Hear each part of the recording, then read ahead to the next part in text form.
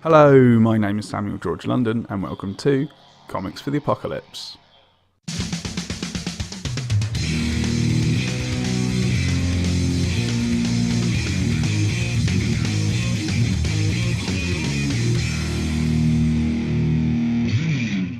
On today's episode, I speak to the creative co-hosts of the Comic Art Festival podcast, Ian Loxham and Nikki Bates, about what comics they would take into the apocalypse. But before we get into it, I'd like to mention that Nikki has a new comic out with Fair Spark Books called Leaf, which follows the adventure of a leaf and a fox. All the little fox wants is someone to play with, and the leaf is his new friend. However, the wind has other ideas, sweeping the leaf and our fox on a journey.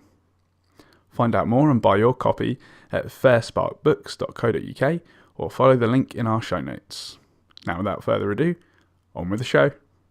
Hello, Ian Loxham and Nikki Bates. How are you doing? Hello, all good, thank you. Fantastic. How have you been? All good, all good. Getting Other than Enjoying the weekend?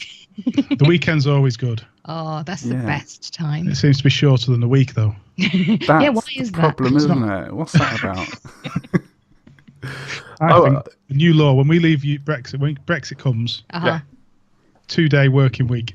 I like that. Bingo. Swap With the them round. Hey. Yeah, We do what we want. Yeah. that's it. Excellent. That's my plan. Excellent. I'd love to see that happen. But getting back onto the podcast, thank you so much for coming on Comics for the Apocalypse. It's a real pleasure to have you both. And for anybody out there that doesn't know who you are, what do you do in the world of comics? Why don't you know who we are? Yeah, That's the first exactly. question. That is not how to Outrageous. win people over. We are the hosts of the Lakes International Comic Art Festival podcast.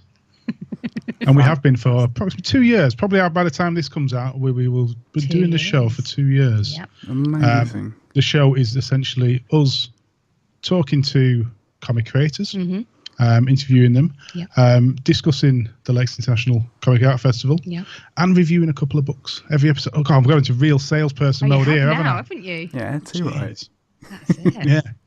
So any if you like comics, simple as that, give it a listen. Amazing. Yeah, too right. And where can people find that? Comicartpodcast.uk or on the Comic Art Festival website. It's all linked on there as well. Fantastic. And then do we have dates for the lakes yet? Yes, we Yeah. do. This was pre-prepared. Oh, heyo. 12th to the 14th of October, I think. That sounds about right. Bingo.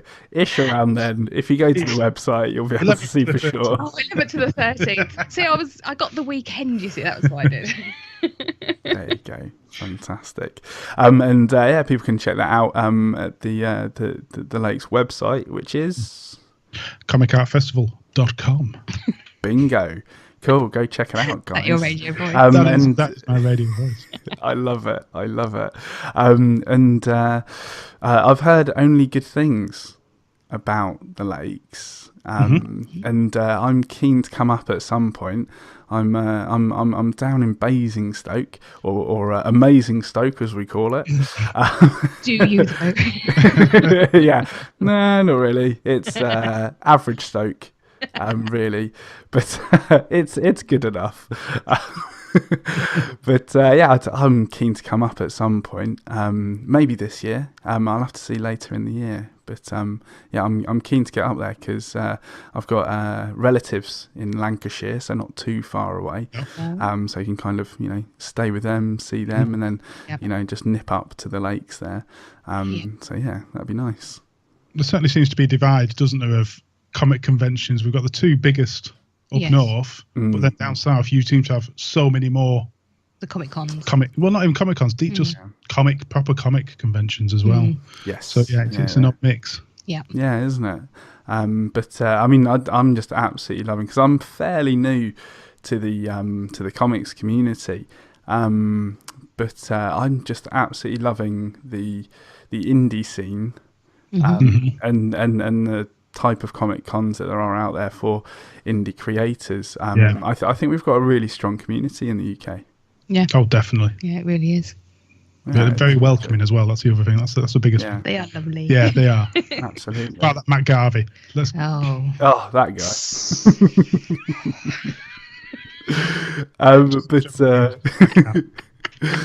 But talk about the welcoming nature of the comics community in the UK. I've got some bad news. Now, although we do have this very welcoming comic community in the UK, there is an evil robot looking to take over.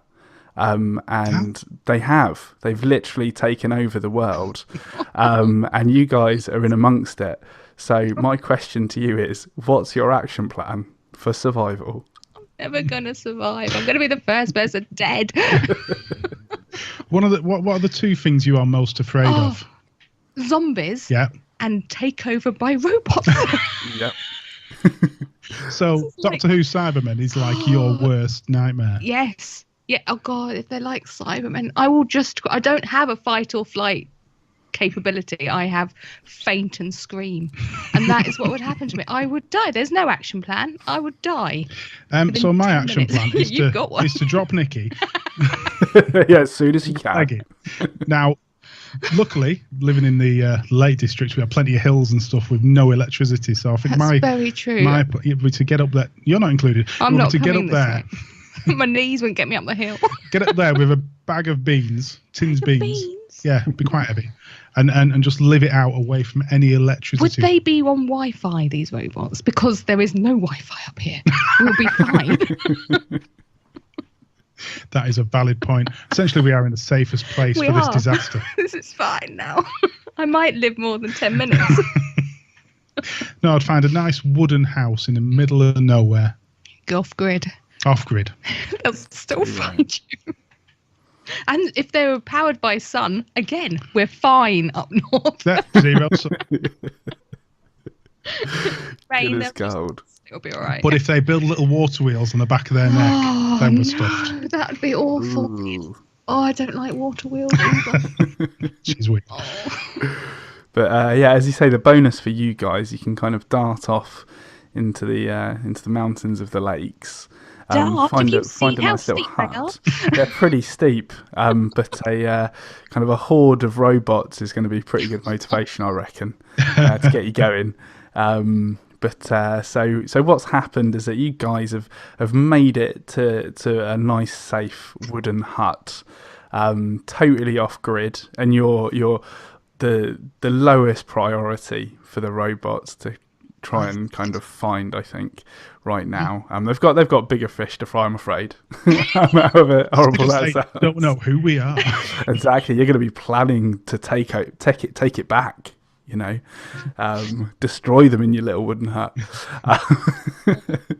But one night you get onto the discussion of comics, and you start reminiscing, and you wonder, what was the first comic you both remember enjoying? Would you like me to go first, or? Yes, ladies first. Thank you very much. I was waiting for that.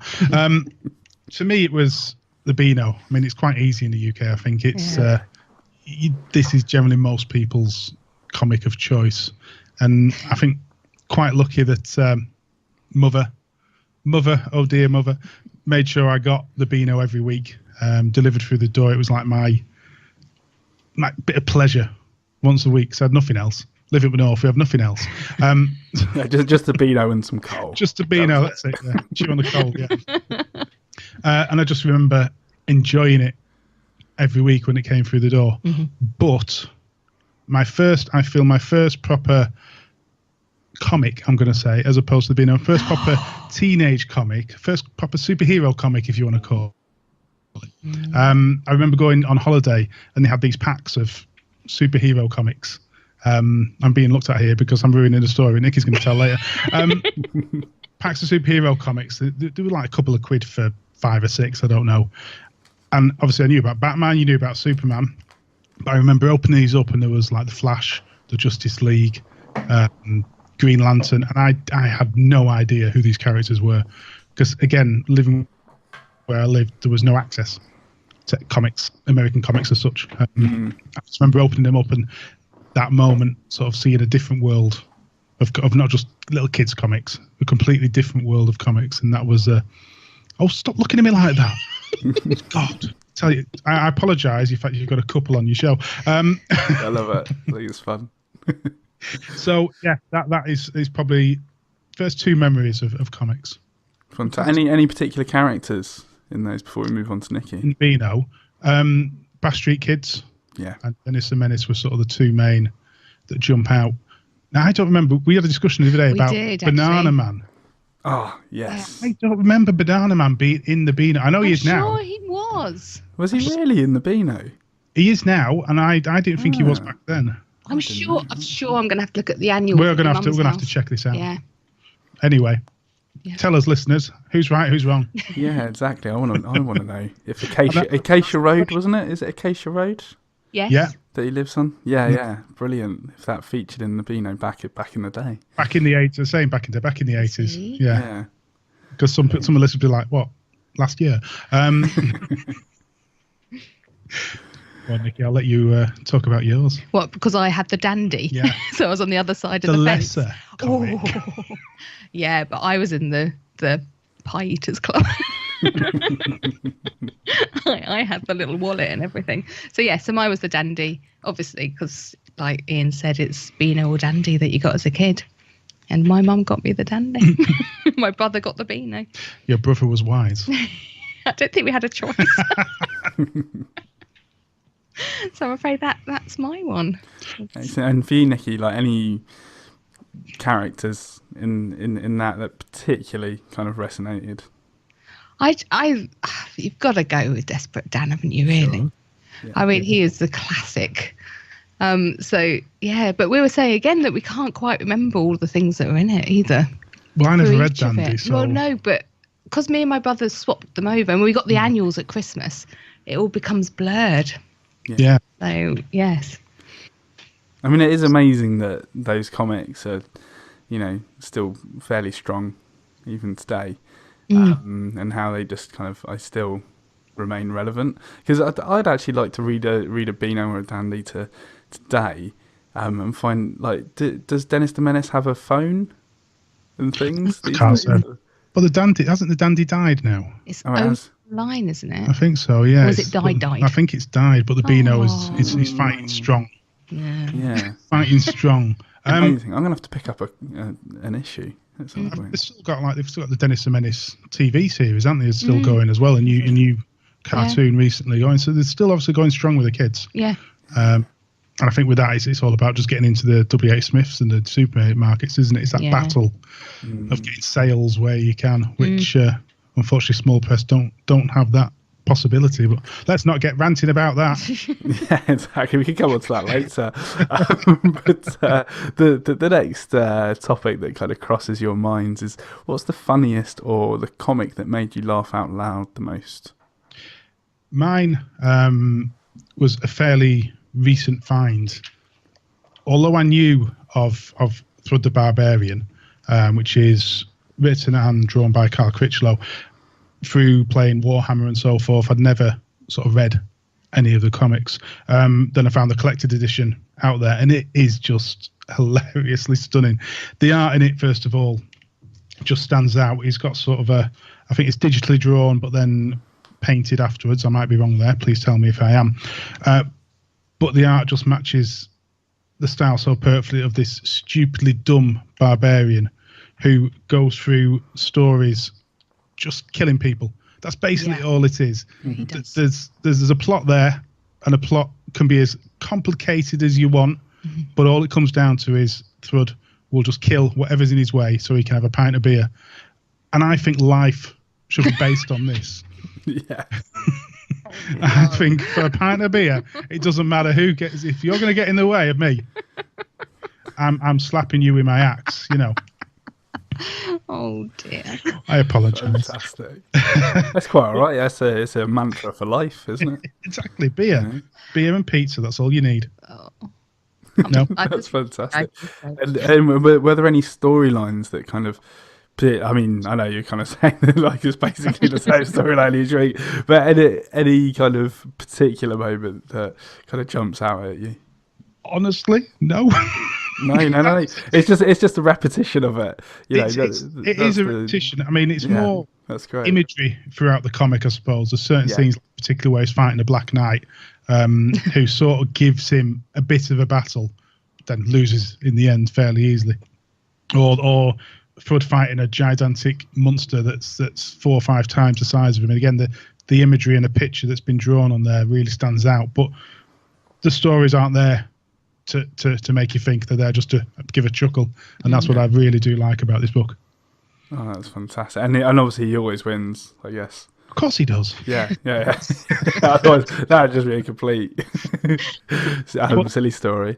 I mean, the great thing about it as well, because he's based around Games Workshop's world, they put him in like Blood Bowl, and you've got little models and miniatures of him as well, which if you can find are stupidly expensive, but they are amazing. So, and I think he's been in Zombicide, a recent Zombicide as well. Wow. Is it Zombicide? Yeah, I think it was. So brilliant. Absolutely love that book. Fantastic. And then how about you, Nikki? It's got to be Garfield. Awesome, you don't have to say anything else from that. Just Garfield. It's the only comic strip which even now you can go through like one of the volumes and there'll be one little strip that just makes you chuckle, and it will make you chuckle out loud. And Garfield, my mum banned me from buying Garfield books when I was younger. It wasn't proper books, but I used to disobey her and spend my pocket money on Garfield books anyway. So. Good. And I've got the kids into Garfield, so they've got all of them as well. Fantastic. So, yeah, Garfield. I mean, is there any particular strip that makes you... Oh, no, don't do that to me. Yeah, try and pull that card. No, because sometimes it's a different one each time. It'll just be whatever resonates with you at a certain time. Yeah. I can't think of one offhand. No, not at all. It's fine. I like the ones where he's hiding in the ferns. And it's like, I know you're in there. And he comes out with a little quip each time. So they're quite fun. And when he's pretending to be the superhero, when he's got the blanket over his head and he's going around just like a floor slug. I quite like those as well. That's brilliant. Fantastic. And so kind of your conversation takes a bit of a turn. And you start thinking, so we've kind of covered the first comic that we enjoyed, the funniest, but how about the saddest or most upsetting comic that you've read? This, what we're probably both going to talk about, to be fair, is a set of books that we wouldn't have ever, whilst I certainly wouldn't have considered reading what I'm going to talk about in a minute, if it wasn't for the podcast. Wow. We get sent books for reviews. We get sent absolutely loads for review, which is brilliant. And I've admitted this on the show before. There's certain books that, as red hot blooded male who just wants beer and killing people, I would not choose to read. And sort of I've forced myself to break my comfort zone as such to try new things. Right. So the one I want to talk about, Facts of Life by Paula Knight, which was one of my books of the year, I think a couple of years ago. And it's a story of essentially a woman deciding whether she should have children or not initially. And it's sort of going through the stages of, do I want children? Don't I want children? I've got this to do, that needs paying for. All my friends are having children. The questions of, why aren't you having children? And then issues that follow when she eventually does try to have children. And it really hit me. I remember reading it on a beach in, where were we? Norfolk. Sat there, you were swimming for some reason in some stupidly cold weather. And I just sat reading it, and I just remember actually crying. And it's the first comic that I've ever cried at, full stop. And the way it just discusses women's issues in regards to having children, the way people look at women and assume that they should have children, and then question like they're weird if they don't, really struck me somehow, because it's not something as a man I'd ever consider. And we've all probably done it. We've all sort of thought, why is she not having a child? And that book there. So Facts of Life by Paula Knight is something very different. And I'm so thankful for the festival podcast that has allowed me to try these new things. That's awesome. And then how about you, Nikki? Don't cry. Yeah. Chosen Becoming Unbecoming by Una So this is another hard read, actually. It's a very hard read. It's a story of abuse as a child and how it's followed her through life and how she almost thinks she's to blame for it and how she, becomes accepting of what happened to her. It's very hard to read this book. It's also because it's when Peter Sutcliffe was around as well, the serial killer. So it's looking at how that destroyed communities and then what happened to her and how she coped with it all. And again, it's very, very tough and very, very upsetting, but amazingly powerful. I think it's, a must read for people. I'm trying not to give anything away, you see. It's must read for people. I think Una's work as a whole really does. Yeah. I mean, she's really, I can't remember what it's called, what she's released recently. It's a happy story, but it's still all about communities and definitely. Yeah. the feeling of people and so forth. Her work is particularly amazing, I think. Yeah, it's very deep. Yeah. Fantastic. And so you kind of move on to similar-ish emotion of scariest or most horrifying comic. Now, we don't read, neither of us sort of reads horror comics, do we? Because they're scary. Because they're scary. Yeah. I mean, the main one we're going to talk about, we'll get to in a second, which I think was both our choice. Yes. The only other horror comic I particularly read is Nightbreed, which I loved the original novel by Clive Barker. Loved the late 80s, early 90s film. Absolutely love that movie. And then I started reading the comic as well. And it just follows the story on. But the one that sort of shocked us both was Little Girl Black by James McCulloch, art by Pedro Mendes. Right. I'll let you explain. No. Oh. No, it's too scary. It is twisted. I mean, he calls it, when he was promoting it on Kickstarter, a brutal, disturbing horror. Yes. So it's essentially, a guy who kidnaps young children, locks them down in a cellar, a bit like Split is probably sort of a similar, if you want to link a movie to it. He likes to wander around naked. He's stupidly muscly, and he just treats these children like a family almost. And if they don't fit in within that, then they're gone. He kills them, whatever. And it is graphic, and it's very disturbing. And even though it's got a kind of happy ending, it's still a disturbing ending overall. Yeah. And I think that's the first comic that's sort of made me wince, because you can have graphic violence on comic books, not an issue, but when it's involving children and also in a realistic, because it could happen, that's the scary thing about it. It really affected us. So so James McCulloch will be very, very, very proud of that fact. Yeah, there you go. He's got that award. Yeah. But yeah. It really is. It's kind of it's anything really to kind of do with kids is kind of horrifying.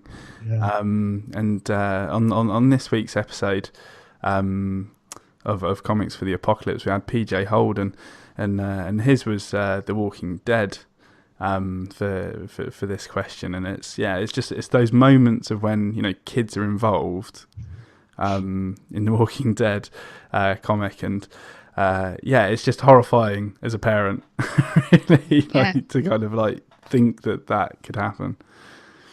But it's just also the writers just coming up with that creation, just trying to get that shocking moment. So that comic's just shocking all the way through. Yes. Okay. Holy smokes. Yeah. And trying to get into a more positive frame of mind. You ask yourselves, what's the most meaningful comic to you? So mine, I'm sort of cheating a little bit with me. I am. No, I am. I just remember getting to a stage where, I've read these American comics as a teenager, these few copies that I could get hold of, because amazingly there was no internet back then. What? And, I know. And it's like, well, what can I read? There's nothing out there that matches these almost sort of slightly grown-up comics. And then I found everyone's British favourite comic, 2000 AD. And I'm just picking 2000 AD as a whole because it took me through my teenage years. It gave me something that made me feel just that little bit more grown up. that treated all its readers like they were intelligent, didn't care what age you were, and the art was just stunning in all the stories in there. I mean, obviously Dredd jumps out as being an amazing character, especially as a teenager. You know, this cop who doesn't care and who will kill as required was always good fun. But the other couple that really jumped out to me was Slain, just because I loved anything barbarian, Thrud, anything sort of style where it's a fantasy land and there's warriors out there battling. That pulled my imagination in. But the Hunter, Sam Slade as well, because that was the complete opposite, full comedic action all the way through. And yeah, I just think 2008 as a whole, at some point in comic reader, which is certainly British comic readers' lives, it's something that pulls them in. And it may not be forever, it may only be for a few years, but I absolutely adore it. Absolutely adore it. Great choice. And then how about you, Nikki? Well. Now this one is an odd one. It's very odd, but I don't care. You've got to go back to the misty, maybe early 90s or 80s. And I found on holiday this. She's nicking my story. I know. It almost sounds like that, but I was in Cornwall. I found this comic. I've never, considering I've been brought up on the Dandy, I'd never seen anything as beautiful and as grown up as this one. And it was Star Slayer and the Log of the Jolly Roger. And I only had, it's so good. I only had the pulse-pounding conclusion of number 6. Wow. Straight in. I heard of this comic. Anybody? Well, we went to search for it because I was just said to you, I said, I remember pirates. It was in space. She wore very little, but she was really tough. And we found it. And as soon as I saw the image on the internet, I was like, that's the one. That is it. And I could remember the back page. I could remember the images inside it. And when I started reading it, because Ian got me a copy, and when I started reading it all came back to me, and it just made me feel grown up. It made me see that comics were this amazing story. I mean, all those, space pirates, come on. That's wicked. And yeah, you got energy swords and guns, and they're going to get mystical gems. Oh, what more do you want in life?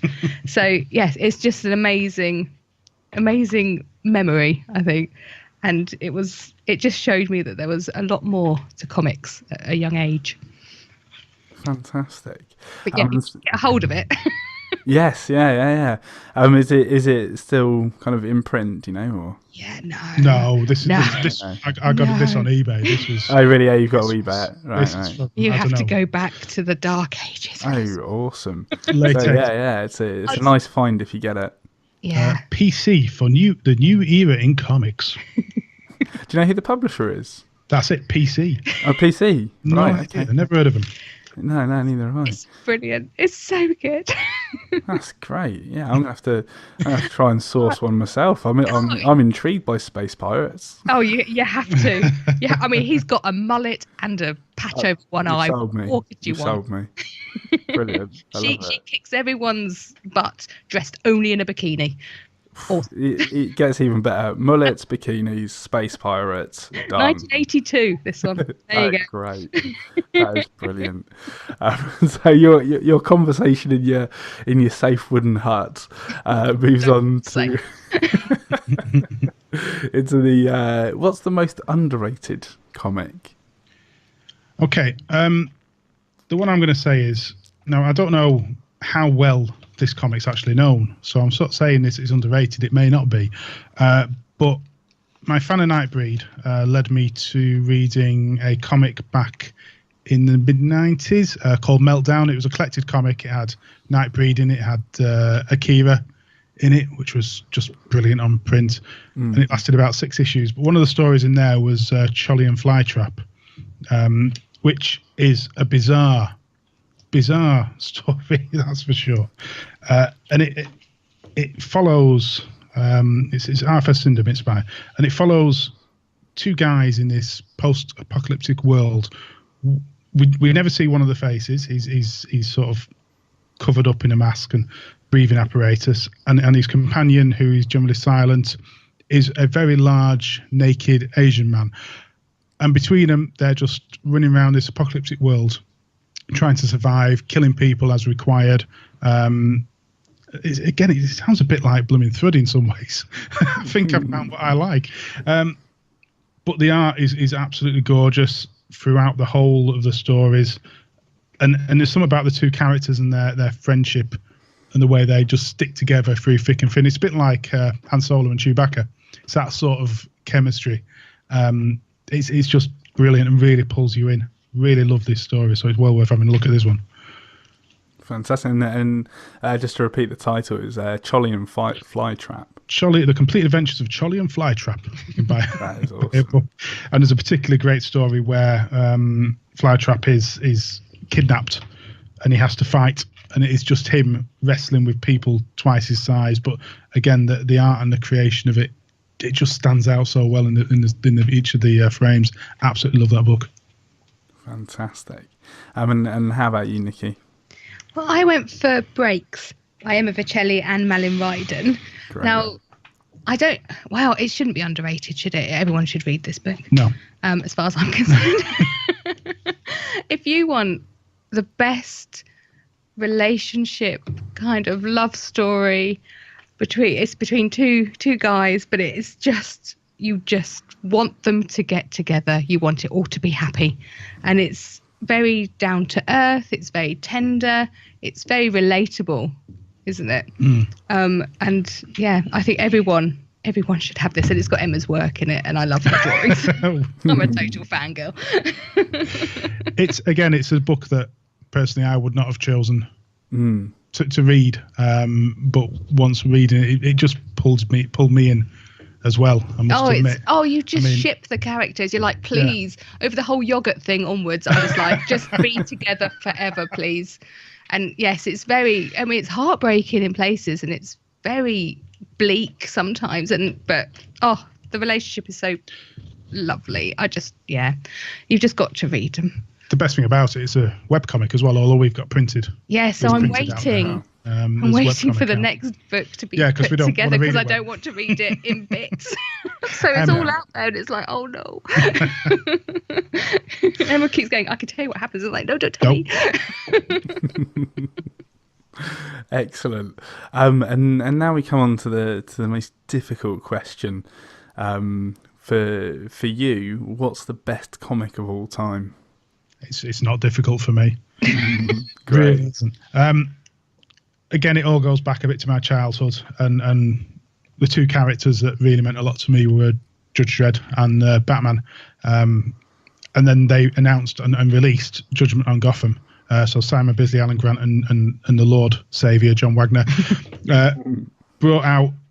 I mean, you think about it. When someone said, "Oh, we're going to do a mashup of Judge Dredd and Batman," you just think, "What a failure this is going to be!" straight away. Because to create a world and link those two together, which bear in mind the complete opposite sides of the universe, different times, I couldn't personally imagine how you'd create a story. Yet they seem to have done it perfectly. Accidentally sending Batman into Dredd's universe and then pulling Dredd into Gotham City, picking out the right enemies to fit in that with Death and the Scarecrow, and the Seed in particular, which is all down to Simon Bisley's art, where the Scarecrow sprays Judge Death with his creation to mess with his mind, and it's just a picture of Judge Death. Instead of seeing awful, horrible things, he's seeing teddy bears and flowers and all cute things. It's absolutely amazing, absolutely gorgeous. And I think it's more than anything, it is Bisley's art that really jumps out throughout the whole comic. It is amazing. And yeah, no matter what, that is my favourite comic. I've got it from this original copy when I was like 14. Mr. Wagner's signature's on it. I need the other two now. Need the other two. But yeah, Judgment on Gotham is mine. Always will be. That's awesome. And then how about you, Nikki?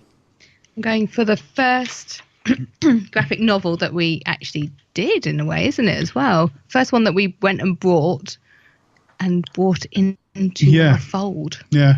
Yeah. So this part of the podcast. Yeah. So this was the one that broke me in. I think go for that. And it's The Motherless Oven by Rob Davis. And it's amazingly weird. Yes. I mean, you're talking. I mean, you were looking at Scarpelli's world, and children make their parents out of household objects.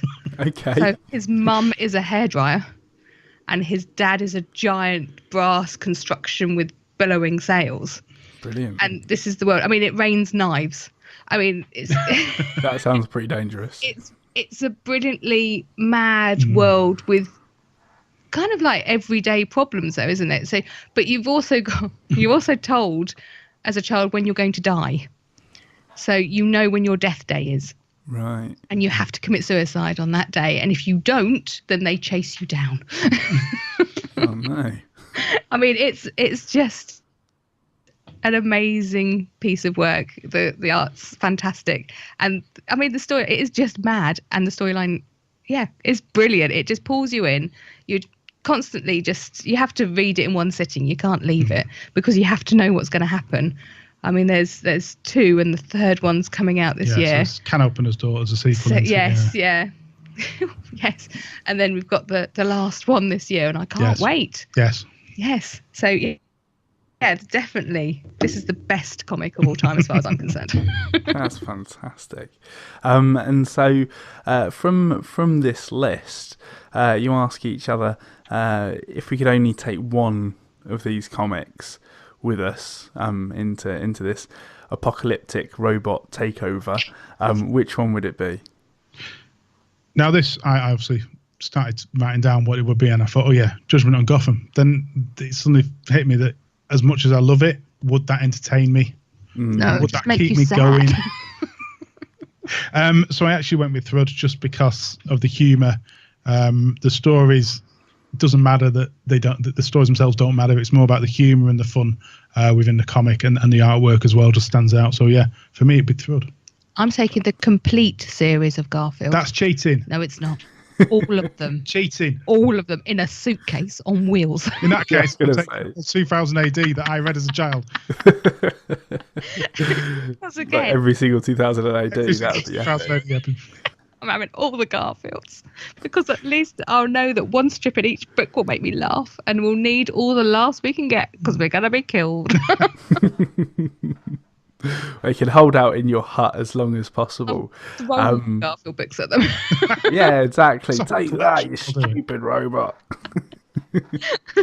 And along with your copies of Thrud and Garfield, what weapon, tool, or useful item are you each going to take with you?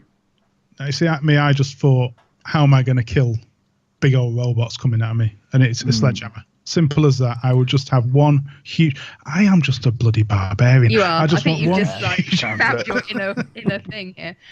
One massive sledgehammer, and I would just be able to whack away my days. That sounds wrong. Whack away the robots. You sound like Timmy Mallet now. Oh dear, Jesus, that's showing age, isn't it? Timmy Mallet.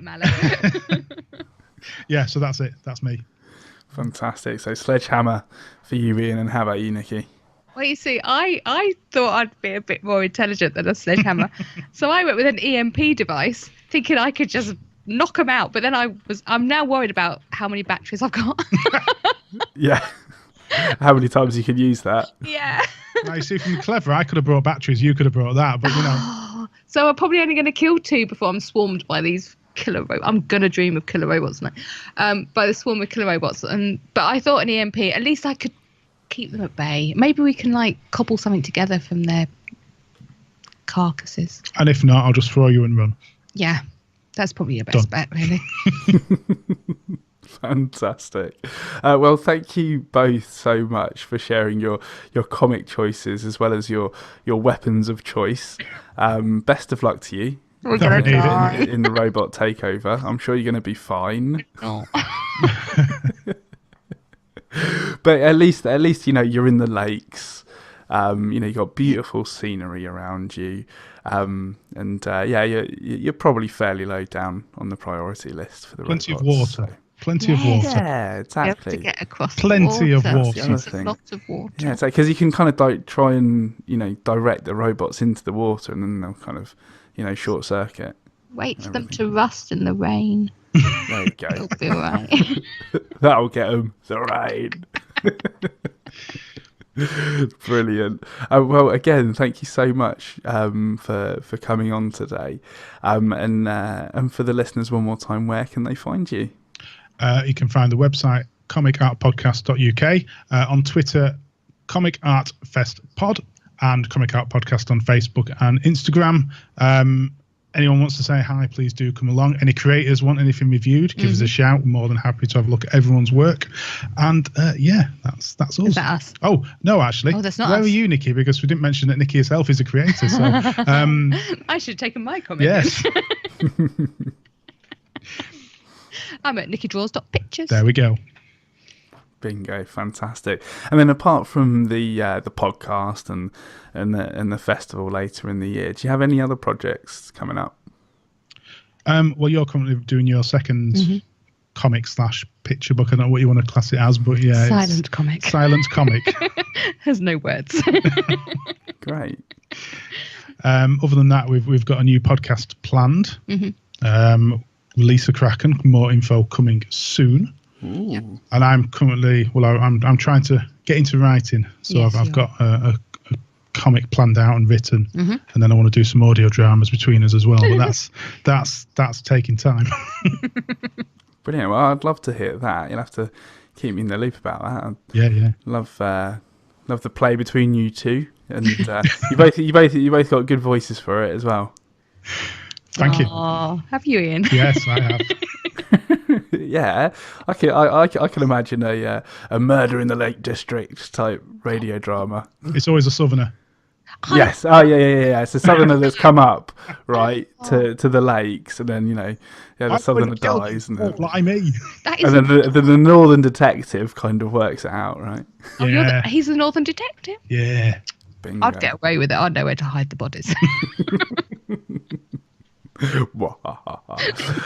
Excellent. Well, I'm very much looking forward to that, and I'm sure we'll hear about it on Twitter and, and whatnot. Fantastic. Fingers crossed. I'll come up to the lakes later in the year. Well, if you do, we'll have a pint. Oh, absolutely. Too right. I try my best. But, Don't do it. Yeah, just don't Nothing even is try. Great. Well, thanks again, guys, and hopefully see you soon. Thank you very much. Thank you. Bye for now. Bye-bye. Thanks again to Ian and Nikki for being on Comics for the Apocalypse. It was an absolute barrel of laughs. If you enjoyed the show today, please leave a review for us on iTunes or whichever podcast service you use, as not only will it let me know that you liked it, but I believe that it helps make other people aware of the show as well. If you'd like to check out Ian and Nikki's work or follow them on social media, those links are in the show notes, along with all of our own links to the various areas of the internet. And finally, as long as the apocalypse doesn't come to pass in the next week, I'll see you next Monday. Bye for now.